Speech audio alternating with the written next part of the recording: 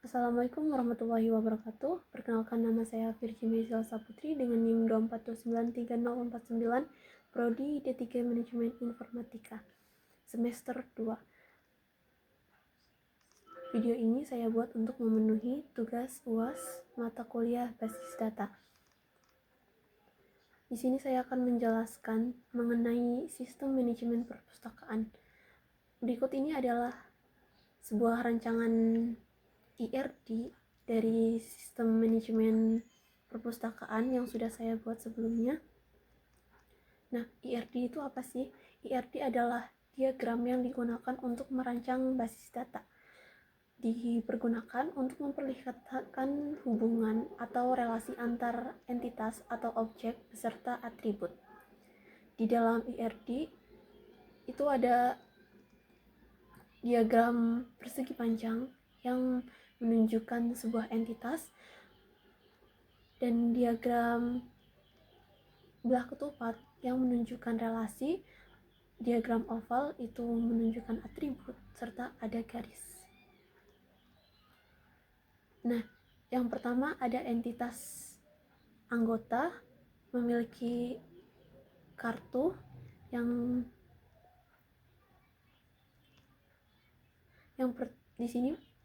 di sini ada entitas anggota, entitas kartu anggota, entitas buku, entitas kategori, dan entitas pengarang.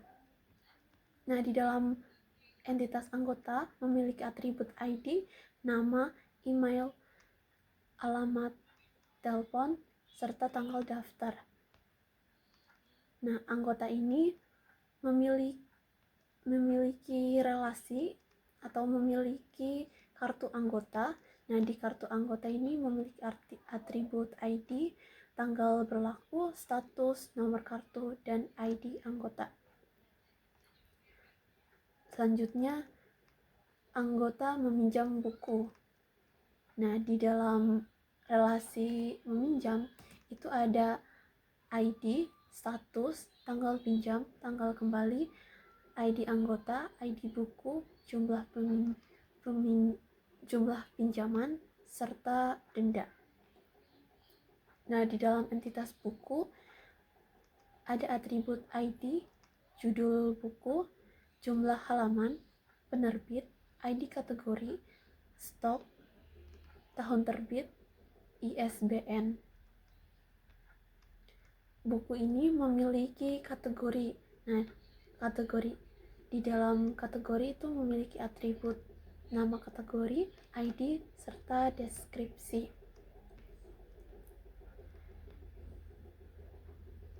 Nah, buku ini ditulis oleh pengarang atau pengarang menulis buku.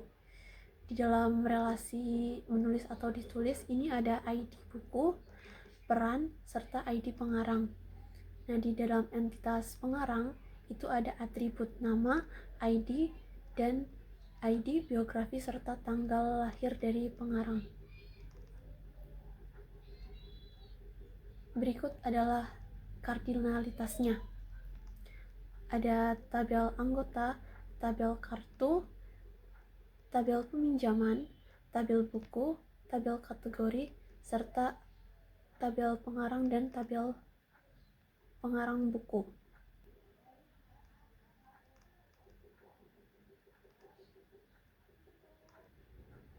Selanjutnya kita masuk ke command prompt untuk melihat sebuah struktur rancangan yang sudah kita buat. Nah, sebelumnya SQL itu struktur query language, adalah bahasa standar untuk mengelola dan memanipulasi basis data relasional. Di dalam SQL itu terdapat fungsi. Yang pertama ada fungsi DDL, yang kedua fungsi DML, yang ketiga fungsi DGL, yang keempat ada fungsi TGL. Yang kita akan gunakan adalah DDL dan DML. Perbedaannya apa sih? Kalau DDL itu adalah Data Definition Language, yang berguna untuk membuat dan mengatur struktur tabel.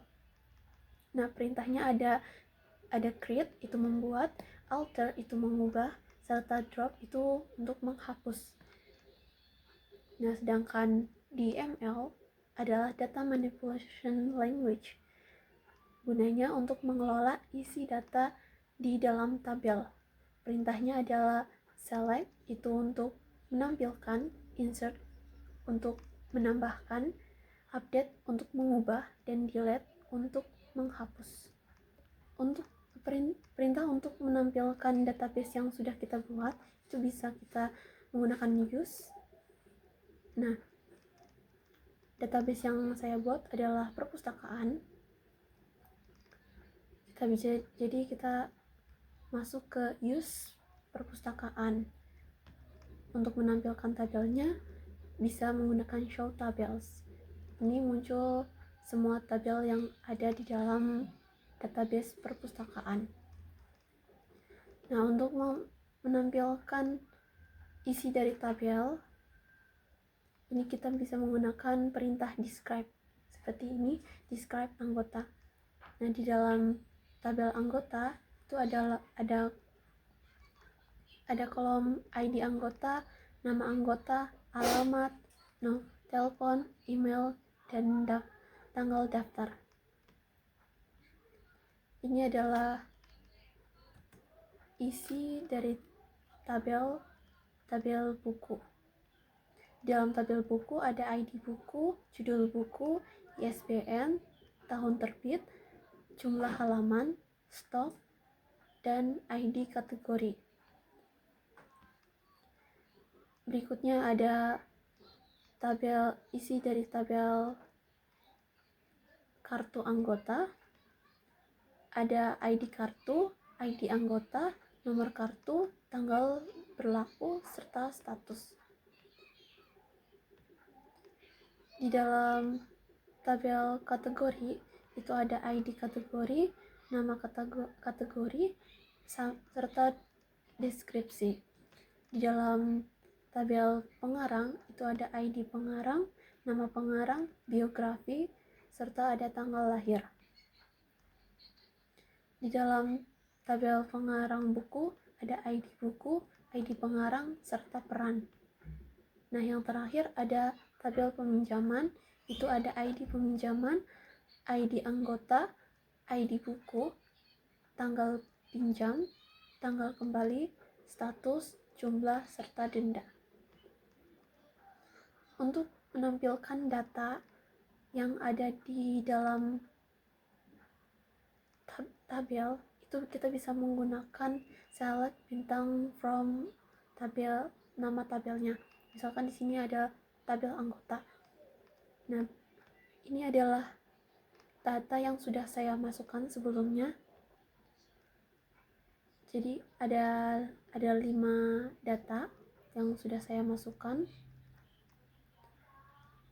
Dan di sini ada di dalam tabel buku ada 8 data yang sudah saya masukkan.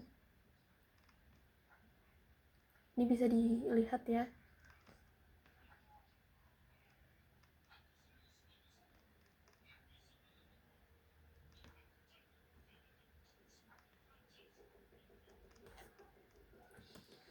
Nah, untuk menambahkan data di dalam tabel itu kita bisa menggunakan perintah insert. Misalkan kita akan menambahkan di tabel anggota. Perintahnya ada insert, kemudian info, lalu nama dari tabel, bisa disebutkan kolom yang ada di dalam tabel. Tadi ada nama,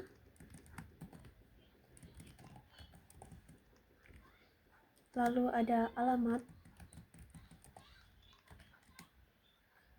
kemudian telepon, email, serta tanggal daftar.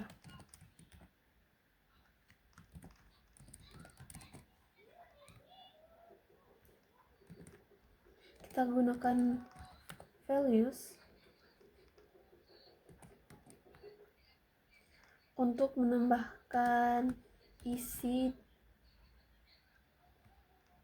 Kita gunakan values untuk memasukkan datanya.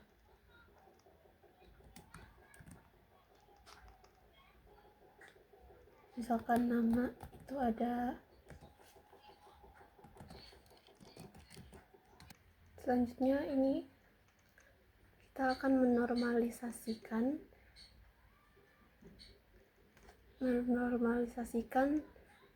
data yang tadi kita buat.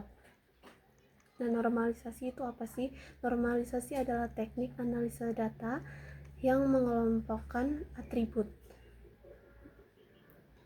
Tujuannya untuk membentuk struktur tanpa redundansi. Ini ada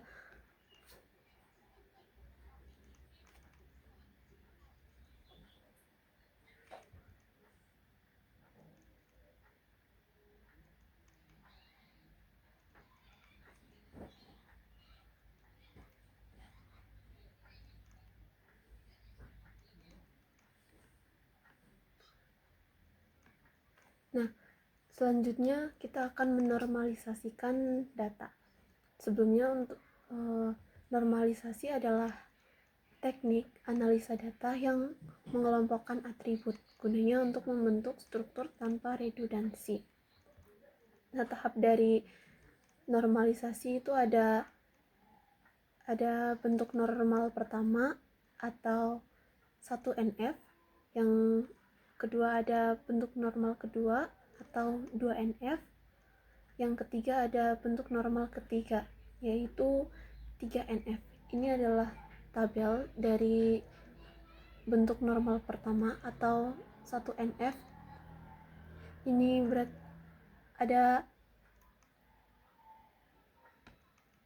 ada anggota, nama anggota, alamat anggota, nomor telepon, email, ada nomor kartu, status kartu, judul buku, pengarang, kategori buku, penerbit, tahun terbit, stok, tanggal pinjam, tanggal kembali, status pinjam, serta denda. Nah, di sini kan ada nama, ada 2 nama.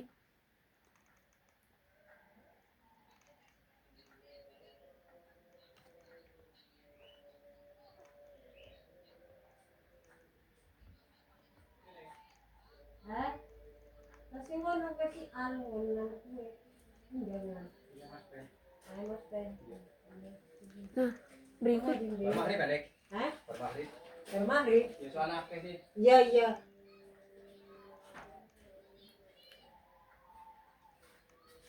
Nah, di sini ada data yang berulang. Nah, data ini harus dipecah menjadi beberapa tabel yang lebih kecil untuk menormalisasikannya. Berikut adalah bentuk tabel. Berikut adalah bentuk normal kedua. Ada tabel anggota, tabel kartu anggota, tabel buku, serta tabel peminjaman. Ini kita pecah.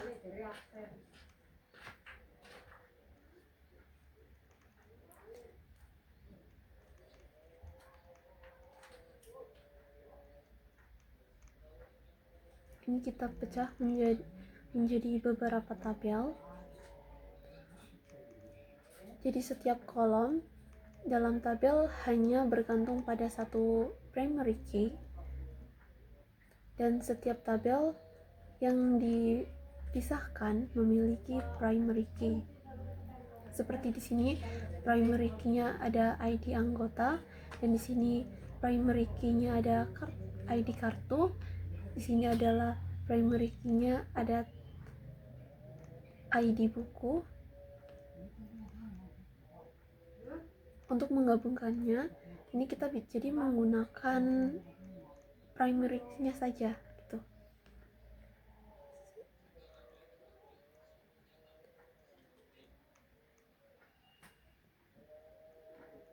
Jadi untuk menggabungkannya kita hanya perlu primary key-nya. Misalkan di sini tabel 1 itu Ahmad Rizky Pratama. Kita hanya mengambil primary key-nya yaitu 1. Ini ada 1. Tabel bukunya adalah Laskar Pelangi. Tanggal pinjamnya seperti ini.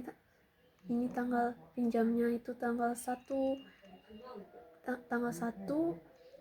Juni 2024 dan tanggal kembalinya tanggal 15 bulan Juni 2024. Status kembalinya ada dikembalikan serta dendanya itu 0 karena dikembalikannya tepat waktu.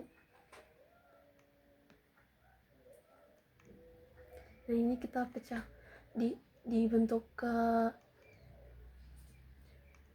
dibentuk normal ketiga, itu kita pecah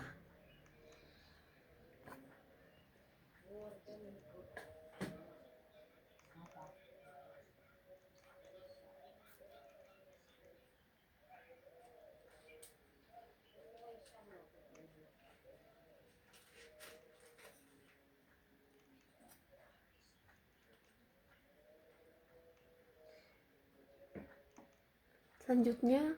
Di bentuk normal ketiga itu kita memisahkan atribut yang tidak bergantung langsung pada primary key. Dalam kolom tabel hanya bergantung pada satu primary key. Misalkan di sini tabel kategori,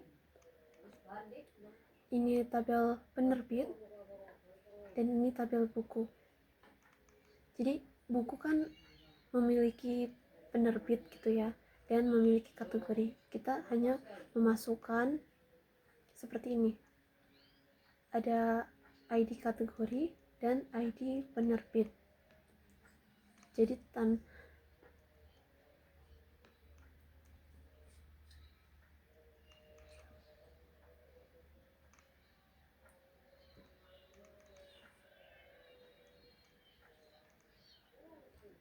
seperti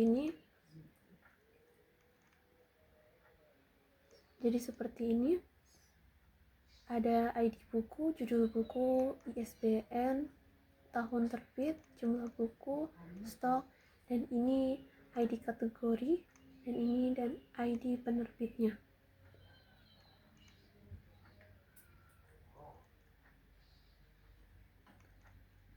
Sekian penjelasan dari saya, kurang lebihnya saya mohon maaf. Terima kasih. Wassalamualaikum warahmatullahi wabarakatuh.